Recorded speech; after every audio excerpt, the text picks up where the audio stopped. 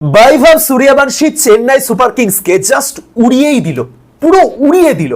17 বলে 52 রানের ইনিংস, 15 বলে হাফ সেঞ্চুরি। ভাই রে ভাই, বৈভব কি করছে, ছেলেটা কি করছে এগুলো? গত আইপিএলে বৈভব ঠিক যে জায়গায় শেষ করেছিল, এবারের আইপিএলে ঠিক সেই জায়গা থেকেই বৈভব শুরু করলো। মাঝে একটা বছর কেটে গেছে কিন্তু কিচ্ছু বদলায়নি। বৈভব ঠিক আগের মতোই রয়েছে, আগের মতোই বিধ্বংসী ব্যাটিং করছে। এই মাঝের এক বছরে কত কিছু হয়ে গেছে। ভারতকে বৈভব আন্ডার-19 ওয়ার্ল্ড কাপ জিতিয়েছে, ফাইনালে সেই ইনিংসটা মনে আছে? ইমার্জিং টিমস এশিয়া কাপে সেঞ্চুরি করেছে, ডোমেস্টিকে সেঞ্চুরি করেছে, ভারতের হয়ে আন্ডার-19 ক্রিকেটের টেস্ট বলুন, ওডিআই বলুন, সব জায়গায় পারফর্ম করেছে। এবং আইপিএল এসে আবার ঠিক সেই আগের বৈভবকেই আমরা দেখলাম। কিচ্ছু বদলায়নি, এই এক বছরে কিচ্ছু বদলায়নি। বদলেছে শুধু বৈভবের বয়সটা। যদি সেই বয়স নিয়ে যে এর মাঝে কত আলোচনা সমালোচনা হয়েছে বাদই দিলাম, বৈভব বয়সের ঊর্ধ্বে চলে গেছে। বৈভবের পারফরমেন্স তার বয়স নিয়ে সমস্ত আলোচনার ঊর্ধ্বে চলে গেছে। কি খেললো ছেলেটা, কি খেললো! চেন্নাই সুপার কিংসের দুজন বোলার ম্যাট হেনরি এবং নূর আহমেদ, দুজনই ইন্টারন্যাশনাল ক্রিকেটে যথেষ্ট প্রতিষ্ঠিত বোলার, এবং তাদের এগেনস্টে বৈভব যেভাবে চার্জ নিল একদম শুরু থেকেই, যেভাবে পাওয়ার প্লে ইউটিলাইজ করলো, ও ফাটাফাটি। আর তার সাথে ছিলেন খালিল আহমেদ এবং আনসুল কাম্বোজ, এই দুজনও কিন্তু ইন্টারন্যাশনাল ক্রিকেট খেলেছেন। অর্থাৎ চারজন ইন্টারন্যাশনাল বোলারের সামনে বৈভব সূর্যবংশীর এই কার্নেজ আলাদাই আলাদাই। এই আইপিএল শুরু হওয়ার কয়েকদিন আগে বিসিসিআই একটা অ্যাওয়ার্ড সেরিমনি ছিল এবং সেখানে বৈভবকে একটা প্রশ্ন করা হয়েছিল যে বৈভব কোন রেকর্ডটা ভাঙতে চান এবারের আইপিএলে। বৈভব এবারে আইপিএলে কোন রেকর্ডটা ভাঙতে চায়? বৈভব উত্তর দিয়েছিল ক্রিস গেইলের 175 রানের ইনিংস, মানে 175 টপকে যাওয়ার প্ল্যান আছে বৈভবে। এবং যেভাবে খেলছে আজকে, অন্তত প্রথম ম্যাচে যে ট্রেলার দেখলাম, হতেই পারে, হতেই পারে, মোটেও মুখের কথা নয়, সেটা একেবারেই সহজ ব্যাপার নয়, কিন্তু হতেই পারে, চাইলে করতেই পারে বৈভব যা খেলছে ছেলেটা। যারা আমার ভিডিও নিয়মিত দেখেন তারা জানেন আমি বৈভবের বিগ ফ্যান, বিগেস্ট ফ্যান। কিন্তু এরকমই চলতে থাকলে মনে হয় সবাইকে ধরে বেঁধে একটা বৈভব সূর্যবংশী ফ্যান ক্লাব খুলতে হবে। যাই হোক, অত হাইপেরও দরকার নেই এখন, কিন্তু ছেলেটা দারুণ খেলছে, বিশ্বাস করুন। প্রত্যেক দিন, প্রত্যেক ম্যাচে, প্রত্যেকটা শটের পর নতুন করে তার ফ্যান হয়ে যেতে বাধ্য করছে বৈভব। Brilliant, brilliant. একটা ছোট্ট পরিসংখ্যান দিয়ে আজকের ম্যাচে চেন্নাই সুপার কিংসের চারজন ভারতীয় আন্তর্জাতিক ব্যাটার, সঞ্জু স্যামসন, ঋতুরাজ গায়কোয়াড়, শিবম দুবে এবং সরফরাজ খান, এই চারজন মিলে আজকে করেছেন 34 বলে 35 রান। চারজনের সম্মিলিত স্কোর 34 বলে 35। সেখানে বৈভব সূর্যবংশী একা করেছে 17 বলে 52। জয়সওয়ালের সঙ্গে ব্যাটিং করতে আসে বৈভব, সেই জয়সওয়াল যার নামের পাশে আইপিএল ইতিহাসে দ্রুততম সেঞ্চুরি রেকর্ড আছে। কিন্তু যখন জয়সওয়াল এবং বৈভব একসাথে ব্যাটিং করে, মনে হয় যেন বৈভবই শ্রেষ্ঠ। মনে হয় যেন বৈভব এবং জয়সওয়াল, বৈভব হলেন, মানে বৈভব একদিকে ক্রিস গেইল এবং জয়সওয়াল অপরদিকে চেতেশ্বর পূজারা, মানে এরকম মনে হয়। এমন ব্যাটিং করে ছেলেটা, এমন মার মারে। অনেকেই বলবে একদম ব্লাইন্ড স্লগার, প্রথম বলে আউটও হতে পারতো বৈভব, তাই তো? আমি জানি, জানি বৈভবও স্লগার, অভিষেক স্লগার, বৈভবও স্লগার। কিন্তু এরকম স্লগার যদি একটা দুটো থাকে না, এনাফ, এনাফ। এরকম প্লেয়ার যদি টিমে থাকে, এ 5-6 ওভারের মধ্যে ম্যাচ হাত থেকে বার করে নিয়ে যাবে। আন্ডার-19 ওয়ার্ল্ড কাপের ফাইনাল দেখুন, এখনো তো বৈভবের কাছে সময় আছে, অনেক পরিপক্ক হয়ে উঠতে পারে যদি ঠিকঠাক গাইডেন্স দেওয়া হয়। কিন্তু আপনি ওই আন্ডার-19 ওয়ার্ল্ড কাপের ফাইনালটা দেখুন, 25 ওভারের মধ্যে ভারতের ব্যাটিং এর 25 ওভার, অর্থাৎ ম্যাচের 1/4 হয়েছে, তার মধ্যেই ম্যাচের ভাগ্য নির্ধারিত হয়ে গেছে, ভারত চ্যাম্পিয়ন হচ্ছে। বৈভবের ওই ইনিংসটা ভারতকে ম্যাচ জিতিয়ে দিয়েছে ততক্ষণই। তাহলে ভাবুন কতটা দুর্দান্ত পারফর্ম করে ছেলেটা। দারুণ, দারুণ, জাস্ট দারুণ। যত প্রশংসা করবো ততই কম হবে। ব্রিলিয়ান্ট। মানে এতটা প্রশংসা করলাম যেন বৈভব আজকে ফার্স্টে সেঞ্চুরি করে দিয়েছে, না, কিন্তু করে দেবে ছেলেটা। এই ছেলের মধ্যে দম আছে, করে দেবে। 17 বলে 52, 4টে 4, 5টা 6। ভয় ডর বলে কিছু নেই। ম্যাট হেনরিকে মারছে, যে ম্যাট হেনরি ভারতীয় দলকে সেমিফাইনালে পুরো গুড়িয়ে দিয়েছিলেন 2019-এর সেমিফাইনাল, বা 2015 সেমিফাইনালে তো ভালো খেলেন না, 2015 সেমিফাইনালে তো নিউজিল্যান্ড, 2019-এর সেমিফাইনাল, সরি 2019-এর সেমিফাইনাল, সেই ম্যাট হেনরি।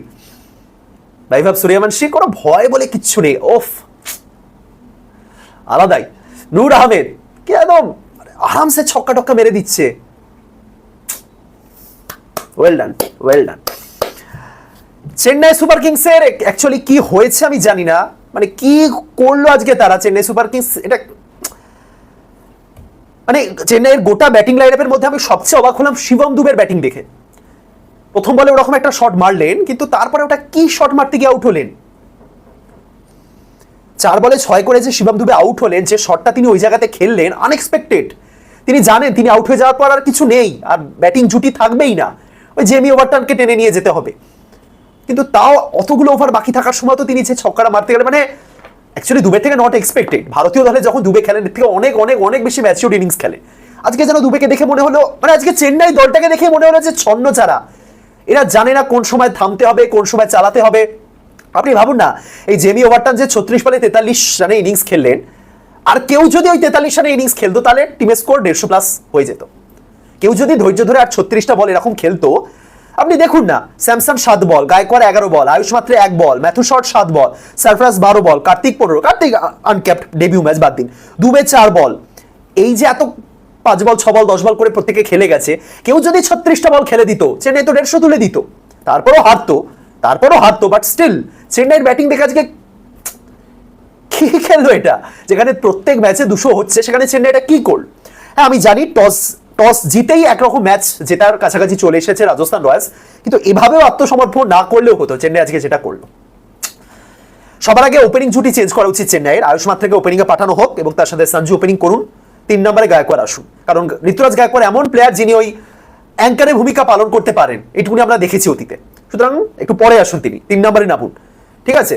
যদি তাও মনে হয় যে না এই টিমটা একদমই হচ্ছে না, তাহলে 4ও আসতে পারেন, কোনো সমস্যা নেই, ঠিক আছে। বাট ওপেনিং থেকে তিনি সরে আসুন, আয়ুষ মাত্রাকে ওপেনিংয়ে পাঠানো হোক, ফ্রি খেলুন তিনি। আর ব্রেভিস ফিল্ডে টিমটা বেটার হবে আমি জানি। ম্যাথু শট আজকে যেটা করলেন 7 বলে 2। ব্রেভিস ফিল্ডে ব্রেভিস খেলবেন অবশ্যই। ধোনি আপাতত নেই, সুতরাং ধোনিকে আমি লিস্ট আনছি না, ধোনি জবে ফিরবেন দেখা যাবে। কার্তিক একেবারেই তরুণ প্লেয়ার, যাই হোক সারফরাজকেও আজকে নামাতে হলো ইম্প্যাক্ট প্লেয়ার হিসেবে, মানে ম্যাচের প্রথম ইনিংসেই নামিয়ে দিতে হলো বাধ্য হয়ে, নয়তো তারা বড় একজন বোলারকে আনতে পারতো। যাই হোক, তো চেন্নাই আজকে ব্যাটিংয়ের হাল খুবই খারাপ ছিল। সারফরাজও নেমে বেশ ভালো 4 ছক্কা মারছিলেন, কিন্তু আউট হয়ে গেলেন। জাদেজা দারুণ বোলিং করেছেন। জাদেজা আজকে যেভাবে স্লো বল করছিলেন, বল যেভাবে টার্ন খাচ্ছিল পিচ থেকে, দারুণ অভিজ্ঞতা কাজে লাগিয়ে বোলিং করে গেছেন। এবং মানে দেখুন, আপনি রাজস্থানের এই বোলিং লাইন আপ দেখে আপনার কি মানে এই ধারণাটা হবে যে বিশ্বসেরা বোলিং লাইন আপ? না, সন্দীপ শর্মা খেলেনি না আজকাল, ভারতীয় দলের হয়তো ছেড়েই দিলাম। Brijesh Sharma debut match. Nandre burger south African দলেই রেগুলার নন। আর জোফরা আর্চার ভালো বোলিং করেছেন, ওই একটাই জোফরা আর্চার, এবং তার সাথে জাদেজা অভিজ্ঞতার কথা আমি বলতে পারি। রবি বিষ্ণয় আজকাল ভারতীয় দলের বাইরেই রয়েছেন, এবং রবি বিষ্ণয় যেরকম ভাবে বল জোরে বল করছিলেন, কোনো লাভ হচ্ছিল না, পরিষ্কার দেখাচ্ছিল। বরং জাদেজা যেভাবে হালকা করে বলটা ছাড়ছিলেন, অনেক লাভ হয়েছে পিচ থেকে। সো একটা জফর আর্চার এবং বাকি এই বোলিং লাইন আপের সামনে চেন্নাই যেভাবে আত্মসমর্পণ করলো, পুরোটা আপনি মোটেও বলতে পারেন না যে পিচ বাজে ছিল, চেন্নাই পিচ বুঝে উঠতে পারেনি। না, এই বিশ্ব চ্যাম্পিয়ন স্যামসন, বিশ্ব চ্যাম্পিয়ন দুবে, ঋতুরাজ গায়কোয়াড়ের মতন প্লেয়ার, কি হলো চেন্নাই আজকে কিছুই বুঝলাম না। আমি জানি না, ধোনি যদি ফিরেও আসেন এই টিমে, ধোনি কত নম্বরে? 8 নম্বরে নামবেন, 7, 8, 9, তো কি হবে টিমের উন্নতি যদি টপ অর্ডার এরকম হয়? ব্রেভিস ফিল্ডে অনেক উন্নতি হবে এই টিমে, এটুকু আমি বলতে পারি। ব্রেভিস ভালো ফর্মে রয়েছেন, দেখাই যাক শেষমেশ কি হয়।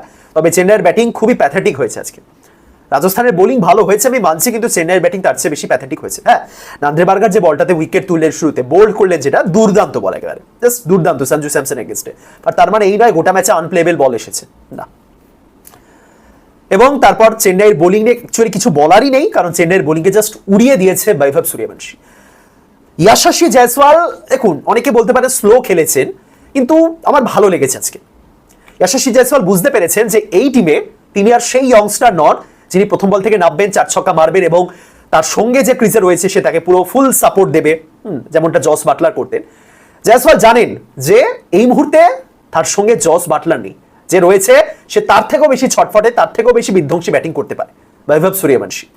সো জয়সওয়াল বুঝেছে যে এই মুহূর্তে সেই সিনিয়র, তাকেই সিনিয়রিটি দেখাতে হবে, সিনিয়রের ভূমিকা তাকে পালন করতে হবে। এবং সেই জায়গাতে জয়সওয়াল নিজে ধরে খেললো, সিঙ্গেল নিল। হ্যাঁ, কিছু ডট বল খেলেছে, বাট ওই ডট বলগুলোতে অতিরিক্ত 4 মার থেকে আউট হয়ে যাওয়ার কোনো দরকার ছিলই না, ঠিক আছে। সো ভালো লেগেছে, তার ইনিংসটা আমার বেশ ভালো লেগেছে। মানে আজকে তো কম রান টার্গেট ছিল, পরবর্তীতে যদি 200-210 কোটি টার্গেট থাকে, সেই সময় জয়সওয়াল তো জানেন যে বৈভব সূর্যবংশী ওই 90 প্রথম 4-5 ওভারেই হাফ সেঞ্চুরি করার চেষ্টা করবে।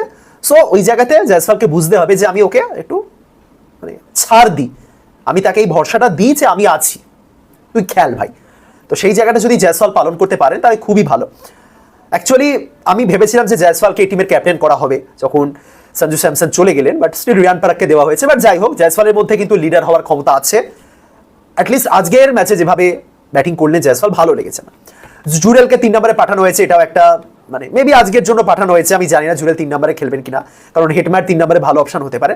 যাই হোক, অল ওভার এই ছোট টার্গেটে কি বা অ্যানালিসিস করবো তাদের ব্যাটিং এর, কারণ আসল কাজ তো সূর্যবংশী করে দিয়েছে।